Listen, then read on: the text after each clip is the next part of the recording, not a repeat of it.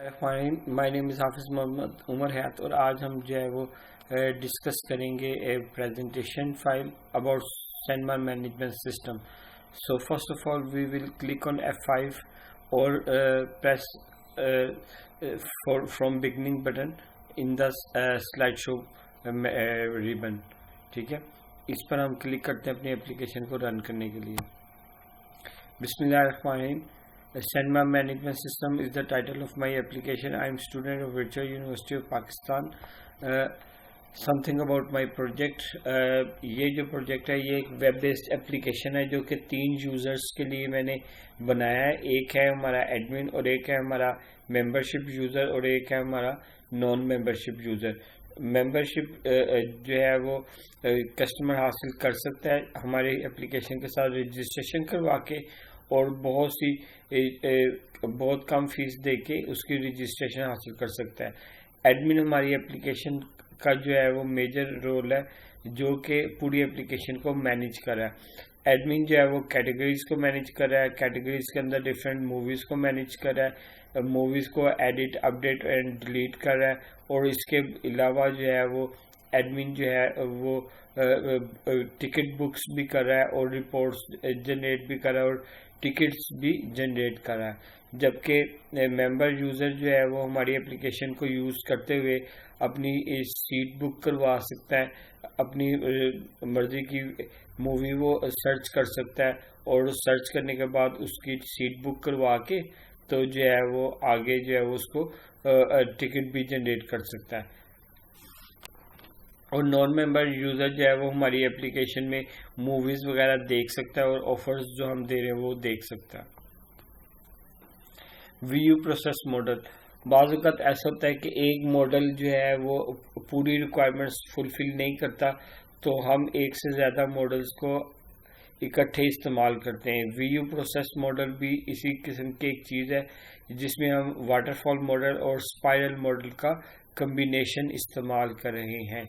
ठीक है, spiral model और वाटरफॉल मॉडल का कम्बिनेशन इस्तेमाल करने का मकसद ताकि हम दोनों को बेनिफिट्स को इस्तेमाल कर सकें. ठीक है, ये आपको डिफरेंट स्टेजेस नज़र आ रही हैं इस मॉडल में, जैसे रिक्वायरमेंट गैदरिंग है, एनालिसिस है, designing, coding, testing and acceptance है. ठीक है, और साथ ही साथ हम प्लानिंग भी करें, रिस्क एनालिसिस भी करें, डेवलपमेंट भी करें और क्लाइंट इवैल्यूएशन भी कर रही हैं.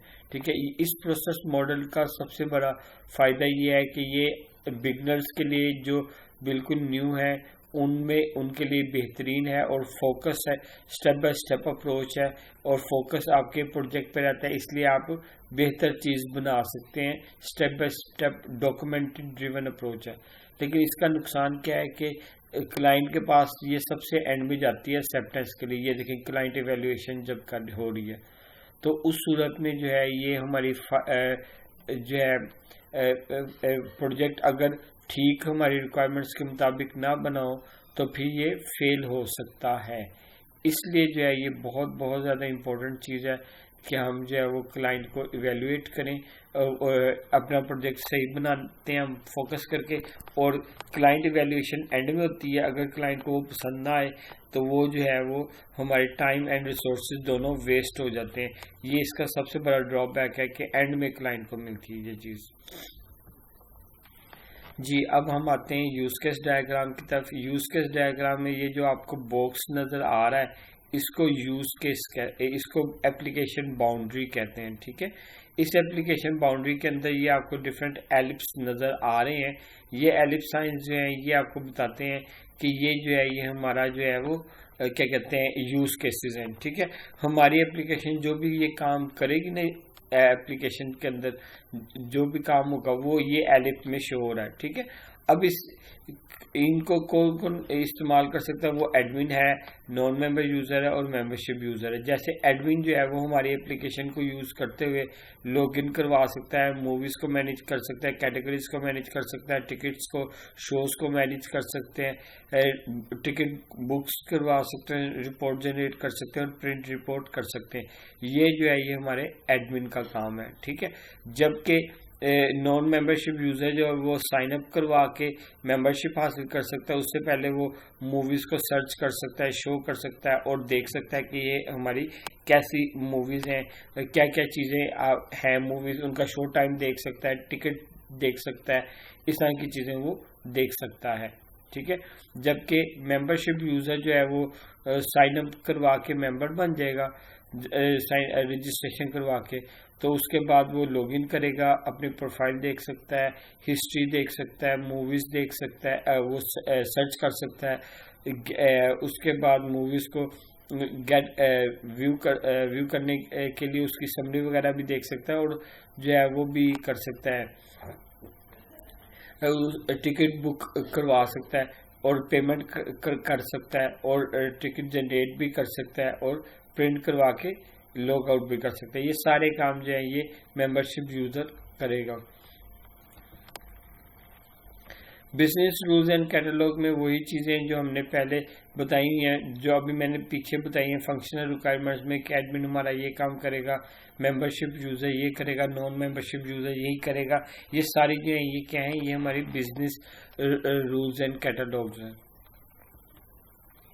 आर्किटेक्चरल डिज़ाइन डायग्राम जो है वो हमें ये बताती है कि हमारी एप्लीकेशन में का आर्किटेक्चर क्या है। ये दरअसल हमारी एप्लीकेशन जो है वो 3 लेयर्स में डिवाइड हुई है। ये हमने विजुअल स्टूडियो में बनाई थी एप्लीकेशन, और इसमें एप्लीकेशन के 3 हिस्से हुए हैं। पहला हिस्सा है एप्लीकेशन लेयर, यूज़र इसी से रिक्वेस्ट करता है, इसी से रिस्पॉन्ड करता है, यानी कि यूजर को जो चाहिएगा उसको एप्लीकेशन लेयर ही नजर आएगी। ठीक है, ये जो हमने HTML बनाया है वो जो है वो एप्लीकेशन लेयर है। उसको डिजाइन करने के लिए हमने CSS इस्तेमाल किया, वो हमारी एप्लीकेशन लेयर है। ठीक है, लेकिन उसके अंदर जो हम बैकएंड पे काम करेंगे, C# का कोड लिख रहे हैं, वो हमारी बिजनेस लेयर है। ठीक है, बिजनेस लेयर में हमारी तमाम लॉजिक्स लगी हुई हैं, क्लासेस बनी हुई हैं, जो भी हम काम करें, कंडीशंस वगैरह हैं, वो सारी हमारी बिजनेस लेयर में लगी हुई हैं।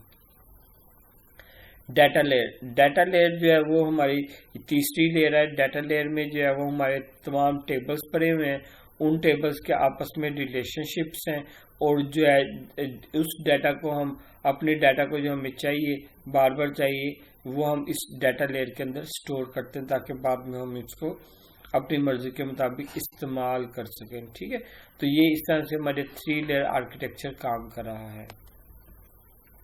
प्रोजेक्ट शेड्यूल, ये प्रोजेक्ट शेड्यूल है कि SRS आपने इतने दिनों में बनाना था, डिज़ाइन आपने इतने दिनों में बनाना था, फाइनल डिलीवरेबल ये हम इसको फॉलो करके सबमिट करवा चुके हैं और हम इस पर काम कर चुके हैं।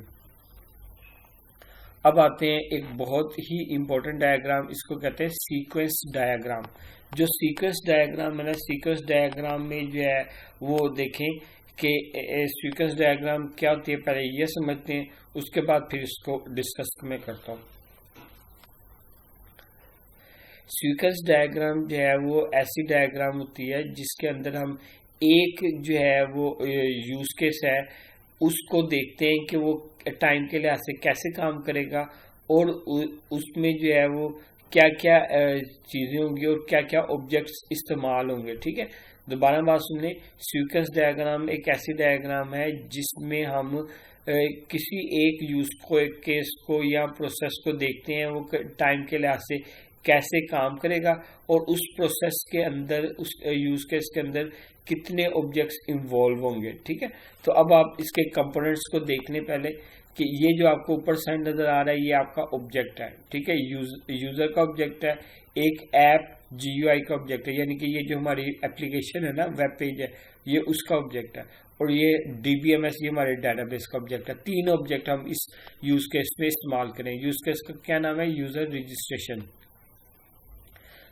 और ये जो आपको वर्टिकल बार नजर आ रही है, ये डॉटेड लाइन, ये वर्टिकल बार जो है इसको टाइम लाइन कहते हैं। सबसे पहले यूजर आएगा, यूजर आके जब आएगा तो ये उसकी एक्टिविटी बार ओपन हो जाएगी। ये जो आपको ये बॉक्स नजर आ रहा है रेक्टेंगल, ये इसकी एक्टिविटी बार है।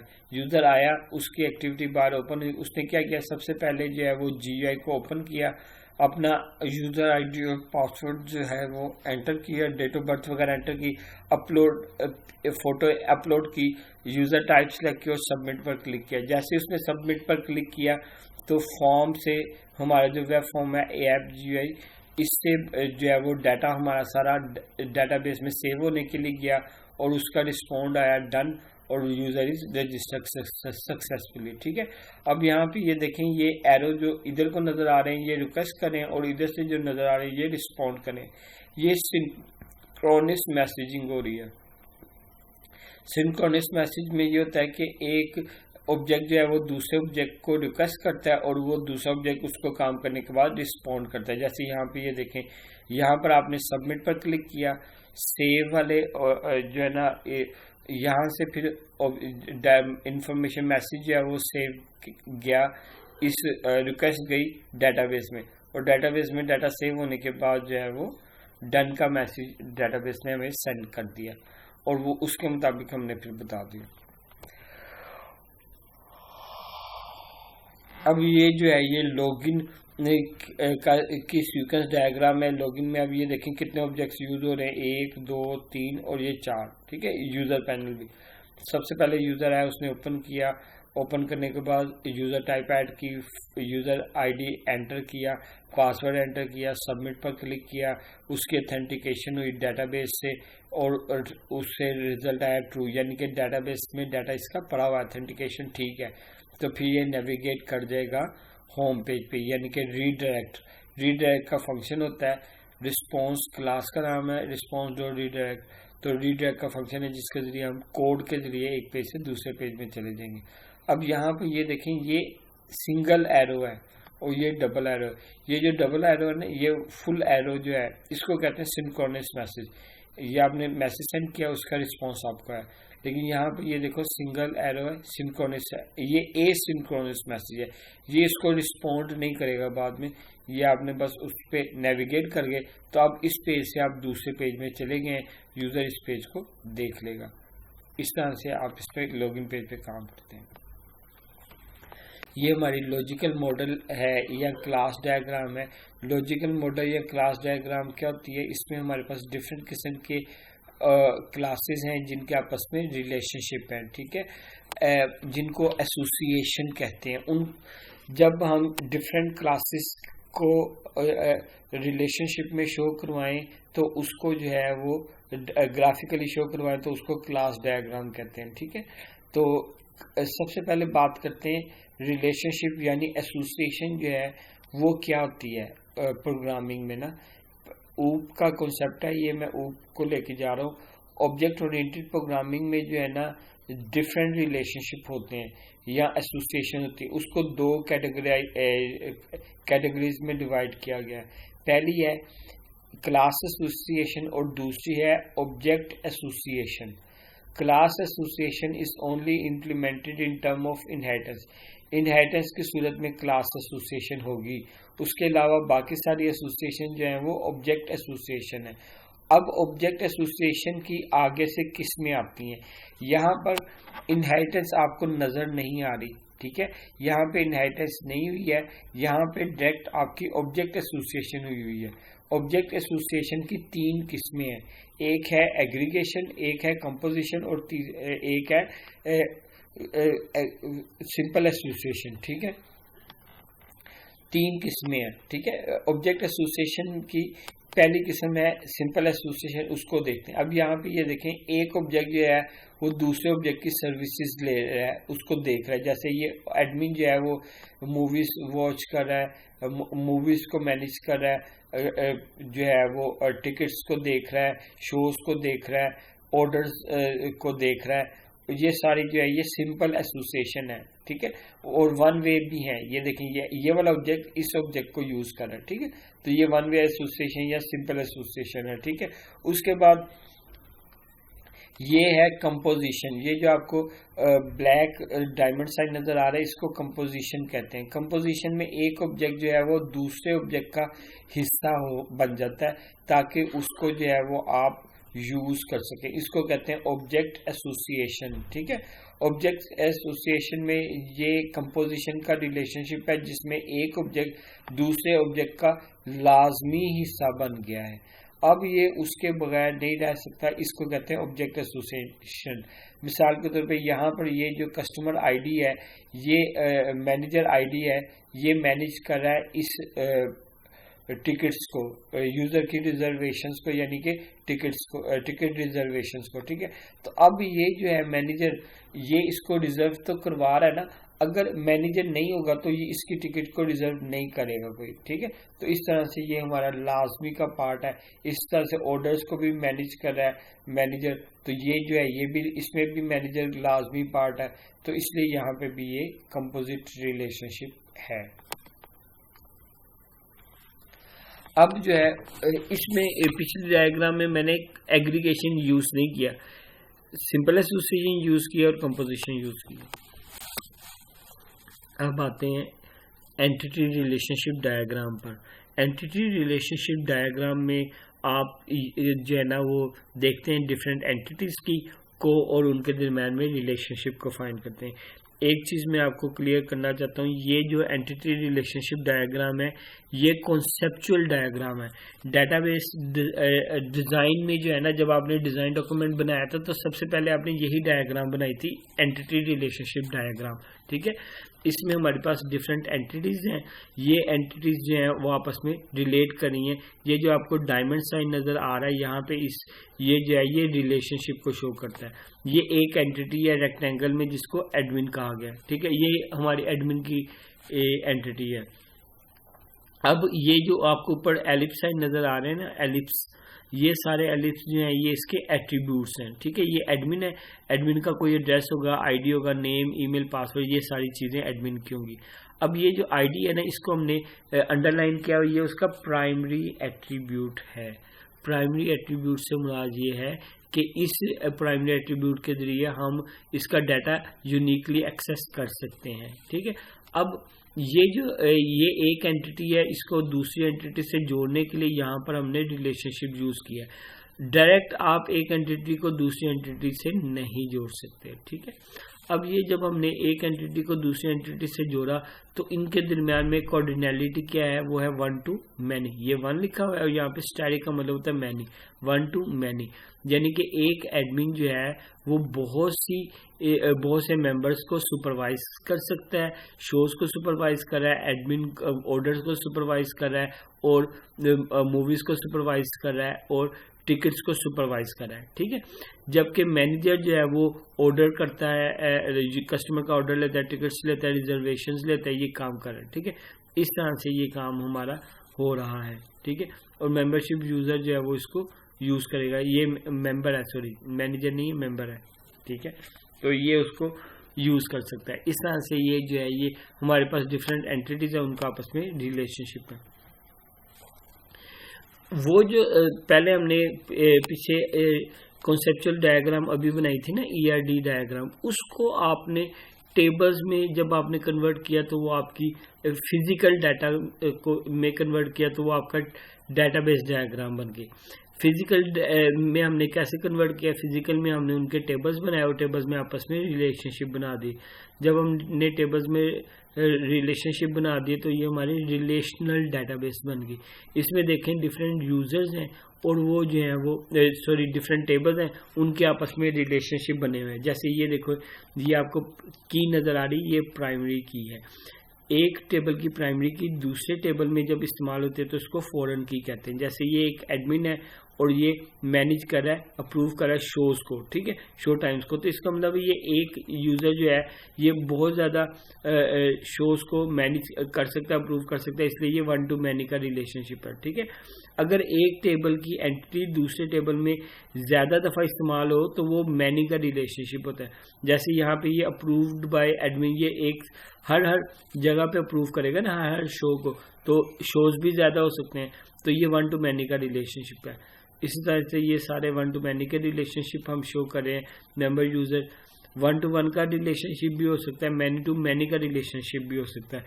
1 to 1 के रिलेशनशिप में 2 टेबल इस्तेमाल होते हैं, 1 to many के रिलेशनशिप में भी 2 टेबल इस्तेमाल होते हैं। लेकिन मैनी टू मैनी जो रिलेशनशिप होता है उसमें 3 टेबल इस्तेमाल होते हैं, ये बात याद रखिएगा। ये हमारा यूज़र इंटरफेस है, जो हमने एप्लीकेशन का यूज़र इंटरफेस डिज़ाइन किया था, ये वो है, ठीक है। और ये टूल्स हैं जो हमने इसको बनाने के लिए बनाए, वो इस्तेमाल किए MS विजुअल स्टूडियो 2019 और C# लैंग्वेज है, MS SQL सर्वर डेटाबेस है, और MS ऑफिस है। ऑफिस में वर्ड है, एक्सेल है, और विज़्यू है, और पावर पॉइंट है, जिनको हमने यूज़ किया है। उम्मीद करता हूँ डियर स्टूडेंट आपको ये मेरी वीडियो पसंद आई होगी। मज़ीद मेरी वीडियोस देखते रहें और मेरा चैनल सब्सक्राइब करें। शुक्रिया।